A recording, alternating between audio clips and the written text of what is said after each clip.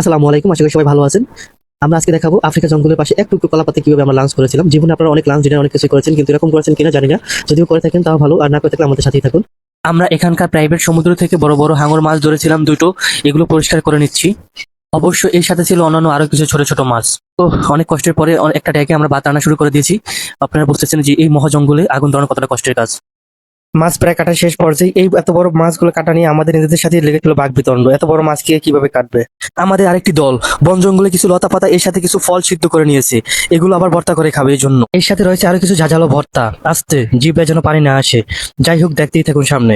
এর সাথে এই মহা জঙ্গলে আমরা খুঁজে পেয়েছিলাম কিছু পাখির ডিম, যা এখন ভাজা হবে। এদিকে লক্ষ্য করুন, আমাদের এই শেফ মাছগুলো ভাজা শুরু করে দিয়েছে। এখনো আরেকজন এই মহা জঙ্গল থেকে খুঁজে পাওয়া সেই ফল থেকে ভর্তা বানাচ্ছে। আমাদের শেফ রান্না করতেছে, তার রান্না প্রায় শেষ পর্যায়ে। কি দেখে পুরো জিভে জল চলে আসছে, তাই না? আস্তে থাক। আমরা যে গহীন জঙ্গলে বসে রান্না করেছিলাম, ওইখানে সূর্যের আলোর স্বল্পতার কারণে আমরা খাবারগুলো একটু হলকে নিয়ে আসি, যেখানে বসে আমরা খাবো। এই যে দেখুন, এই সেই গহীন জঙ্গলের ফলমূল থেকে ভর্তা তৈরি করা হয়েছে। দেখি কিনা শান্তি। যাই হোক, এবার সকল অপেক্ষার পালা শেষ হলো, এখন আমাদের খাবার পালা। কলা পাতায় যে যার পরিমাণ মতো খাবার নিয়ে নিচ্ছে। এখন আমরা একটু রিভিউ নিয়ে নিচ্ছি, ভাই খাবার কেমন ছিল। এই ভাই বলেছে খাবার খুব ভালো হয়েছে, সবাই বলেছিল খাবার খুব ভালো হয়েছে। আমাদের কিছু টেকনিক্যাল সমস্যার কারণে আমরা সাউন্ড এখানে অ্যাড করতে পারিনি, এই জন্য আন্তরিকভাবে দুঃখিত।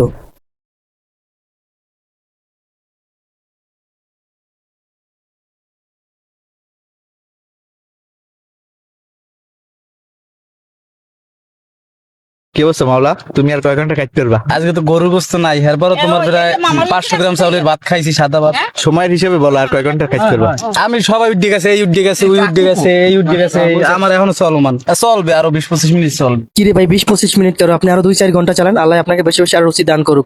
এই সব শেষে আমরা এখান থেকে কিছু পানীয় ফল পেরে খেয়েছিলাম। কি শান্তি। যাই হোক, আজকে এখানের মতোই শেষ।